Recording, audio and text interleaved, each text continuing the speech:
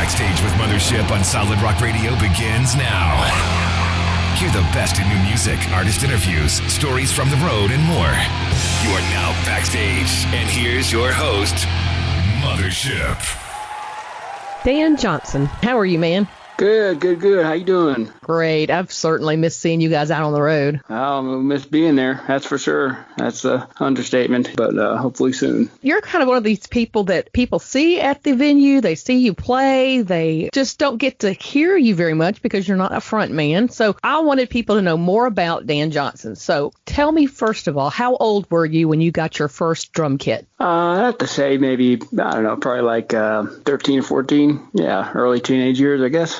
Yeah, so how long have you been playing? Over 20 years now. Wow. Now, did you ask for a drum kit, or did they just show up on Christmas? No, I asked for one, and I, showed interest in, like, the school band and stuff prior and everything, and then I started taking it seriously from there. And you played in school? Oh, yeah. I loved being a, marching band and stuff. That was a huge help, and I encourage that for anyone, and marching band is a great thing for developing your musicality. How to play with other musicians, I guess, and, just reading music and that sort of thing. Yeah. I guess like most people who have drums, you eventually joined some sort of band with maybe your friends. Started playing people's graduation parties. I guess that would be the first gigs that would come along during high school. That was fun. Yeah. Garage bands. Exactly. My first tour I went on when I was just turned 22. Wow. Now, how did you get involved with Brian Head Welch? The gentleman who put his band together was a good friend of mine, and I'd known him from when I worked at a nightclub years prior, and there was a studio attached to it, and that's how him and I got to know each other. And so again, the years went by, without talking, and then he called me up out of the blue and asked if I wanted to audition for it, and it was kind of one of those crazy things. You live in Arizona, and yes. Brian was in Arizona at the time, and so was JR. Yeah. So they were looking for somebody kind of in the same area. JR came along during the Love and Death thing. I joined Brian when he was under the name Brian Head Welch, and that was a completely different line of guys with myself. Oh, that's right. So, yeah, then Love and Death was something different. Tell me about that transition from Brian Head Welch band to Love and Death. It was cool. Like, I bummed to not be playing with the same guys when we had that lineup, and I missed them and still talk to them and everything. We formed as a band and everything. That was a whole new chapter for it. So it was cool. It gave it a whole new life. So some of the guys just decided to move on, and then Brian just brought in Val and JR. Okay. Well, Val was part of the Brian Head Welch lineup too. So Val, yeah. Well, see, some of that's still a little vague for me because I came in somewhere around that time at the very end of Brian Head Welch band, and Val was in there at the time. So that's why maybe I'm confused about it. Oh, okay. Yeah. I guess that was about 10 years ago because that's when we met. The night I met the entire band in the merch area, and that's the night that Brian prayed with my brother and changed his life that night. And I was going to tell you that the music really meant a lot to him. So thank you for your part in wonderful. That. Thanks. I'm glad it meant something and did something positive. That's cool. Yeah, it was great. And it ended up, that was kind of the launch of what would become Mothership, because then I began bringing you guys gift bags and snacks after that. So all the snacks, hey. Yes, love it. Yep. Well, how long did you play for Brian then? From 2009 to 2017, I guess, would be the technical timeline, yeah. When he announced his return to Korn, what were your thoughts? Personally, I loved it because regardless of what that meant for Love and Death touring, I just was so excited for him to go back to that. And I was just, right from the get-go, I was encouraging it. How did it affect you? In the beginning, when it initially went back, Love and Death was off the road. It gave me a chance to kind of delve into country music, which had become a love of mine. But also, it ended up, when we ended up being able to go out with Korn on the tours, that was, unforgettable. Oh, I'm sure. That was, there was nothing like it. Man, thousands and thousands of people all of a sudden, right? Oh, yeah. And, those guys they're legends. So you had a little time between gigs. And so what were you doing? You said you were learning to play other music. That's when I started to play, do the country gigs. It started on the side, but now I love doing them just as much as everything else. But some of it was original, but then a lot of it was doing cover band stuff too, and kind of like the working band type thing. And but I ended up falling in love with that stuff, and it helped kind of broaden horizons, musically a little bit. So I'm a country music fan forever. So. Well, how did you get the call from Red, and what was that like? I was actually out on Shiprock 2014, and that was our last Love and Death gig. Brian and I were talking, and he'd mentioned that Joe had recently left Red, and then they were going to be looking for somebody, and got them to give me an audition. And then they got me a one-way ticket to Nashville for the audition, and I went in, and we just rocked the songs. Like, we went right down the set list. It was smooth as silk. It was awesome. I was already a fan of Red's music before the tryout, so that helped a lot too, because I was already like into listening to the songs, so I already kind of had a little idea what was going on. But I would watch Joe play him every night. Just saw him last year when we were doing the Declaration record. He couldn't have been nicer. He's doing the studio stuff now. He's mixing and everything. But yeah, I was a huge fan of his playing, so I enjoyed watching him. How long have you been playing with Red now? 2014, March of 2014. Wow. Time flies. Mm-hmm. I know. I think I speak for most fans when I say you have a very unique style. Your showmanship and energy really adds to a show. Of course, your twirling drumsticks is kind of your trademark, right? Yeah, I appreciate it. That's just because I like the 80s rock so much. So yeah. Well, I don't know if I've told you this story before, but we had a band at the house, and they were going through my bouquet of drumsticks, and they pulled out one of your drumsticks, and immediately he started twirling it like you do. Nice. Yep. So there you go. See, immediately a drummer knows that when you get a Dan Johnson drumstick in your hand, you have to twirl it. I like it. It was hilarious. Backstage with Mothership returns after this. Outperformance Shop is a proud supporter of Solid Rock Radio. They specialize in retail and wholesale of automotive high-performance racing and off-road products. They also carry a variety of accessories from remote control cars to rock and roller multi-carts. On the web at outperformance.com. Check us out on Facebook at I'm with Mothership. I believe you have told me before you're doing some shows at casinos and things that fill in type of stuff, right? Yeah, places are slowly letting things start happening, just socially distant, obviously, and everything. But I've been really focused on the studio a lot. Got some great things cooking. I can't wait to share with everybody. New music with different artists, and I'm really pumped about it. So tell me who Dan Johnson's sponsors are, because you got a lot of them.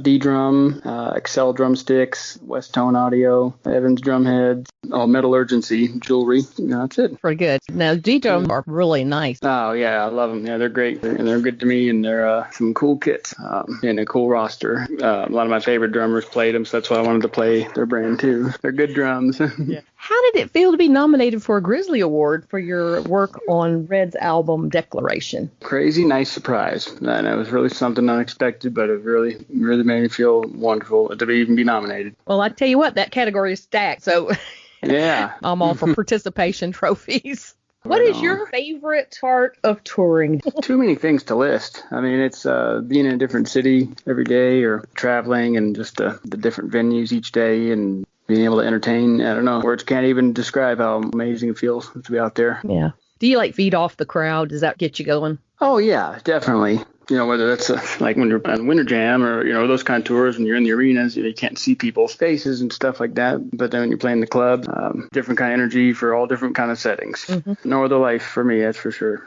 So you're hooked, huh? Oh, we're not going to get you off the road in a studio for good, right? Yeah, I'll never be done with it. Good news for me, anyway. What is your least favorite part of touring? When it's over. Aw. When it ends, that is the worst. Always bummed out. Unless you got another one starting up right away. Yeah. Which, when you're fortunate enough for that, that's nice. But yeah, when they're coming to an end, that's the worst part. Yeah. Well, what's the difference between touring in the U.S. and touring in Europe? Well, obviously the language barriers and everything, but the people, what I've noticed, that I love music so much over there, and they really are dedicated to coming out and seeing you. I do Loud and Proud, and it's in Betzdorf, Germany, and just the excitement level goes further back in the room than I think in the U.S. Oh, yeah, and Germany's a great place. That's a good example of one of my favorite places.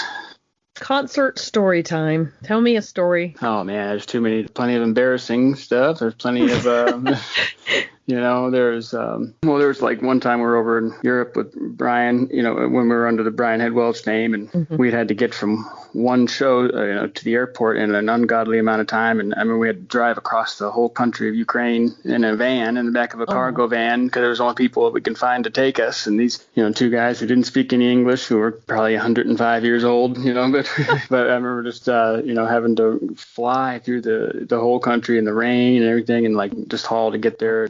I think you told me that Brian's like a backseat driver. You were driving most of the time when you were with the Love and Death, right?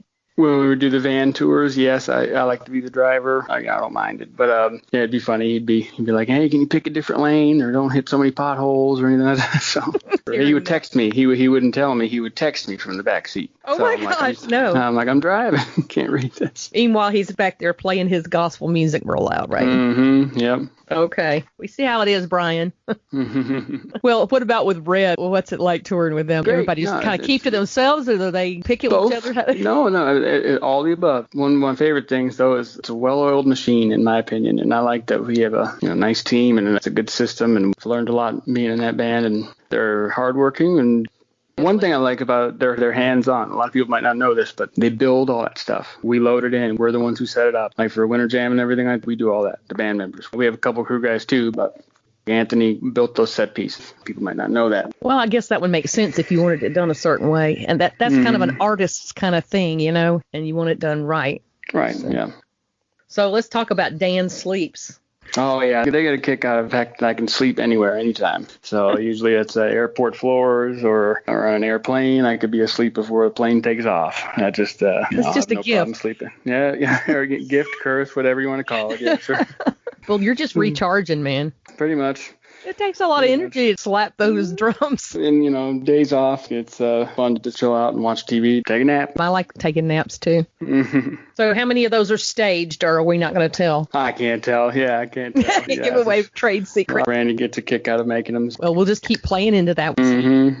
All right. Favorite snacks, especially on the road? Doritos, Cheetos, Fritos, anything that's bad that for says you. toes on the end? Any kind of chips or soda. Cheez-Its. Love the Cheez-Its. I remember one time seeing a video, and they opened up their cabinet, and they had like 50 boxes of Cheez-Its. I think the fans were all bringing them. Yeah, the twins, they'll try to write their names on the boxes, but that doesn't stop me from getting them. So, right. Take a lot more than a Sharpie, right? That's right. Yeah. Remember the concert, Atlanta Fest, and I picked you up and drove you to the bus in the air conditioning because it was so dang hot. Yeah, I couldn't believe it. Humid as it can get. Yeah, but I brought some gift bags onto the bus, and I don't even know if the twins and Mike ever got any. All those grapes, man, were gone. For sure. Yeah, they should have been at the bus when I got there. That's the problem. Pretty much. You got a few minutes to get it before they're gone. So. That's right. And I've told the pizza story before, but when you were in Atlanta and you asked me to go drop you off to get your pizza. Yep, that's and it. For people that don't know, Atlanta's streets are really crazy. And we had passed the pizza parlor, and he jumps out and runs into the pizza parlor, and we had to keep driving. But we had to go like 3 blocks, and then we had to go around, and then there's one-way streets. And then we were like, what was the name of that road we were on? Yeah, it was like a midnight? maze. Yeah, it was pretty late. Yeah, but like midnight or 1, and I was like, "Oh my gosh, I've lost Dan Johnson." I said, "They'll never forgive me." Wandering the streets of Atlanta somewhere. No, I'll eat any pizza anytime from anywhere. That's I right. love all pizza. So yeah. Well, the good news is we Googled pizza places near me. And the reason we couldn't see it was the sign wasn't on the window. It was out, and it was just I think it was the last customer. Keeping them open. Yeah. More with Dan Johnson coming up. Outperformance Service Family is a Solid Rock Radio business ministry partner who offers turnkey e-commerce website design, marketing, and converged technology consulting. Online at outperformancemarketing.com. You're listening to Backstage with Mothership on Solid Rock Radio. As we start to wrap up, is there something you want to tell the fans? One thing I can say is, I just want to say thanks to everyone for support, and I really can't wait to get back out there and rocking, and looking forward to giving new updates and putting some new music out there with some new things I got cooking, and can't wait. You've got some stuff going on with your social media and website. Would you tell us what we should be looking out for and what's going on?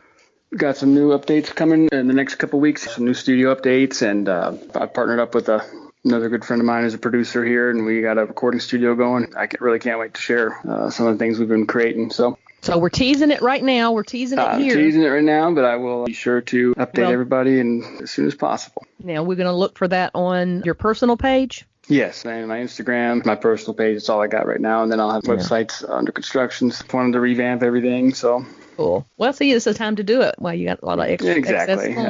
That'll be up soon.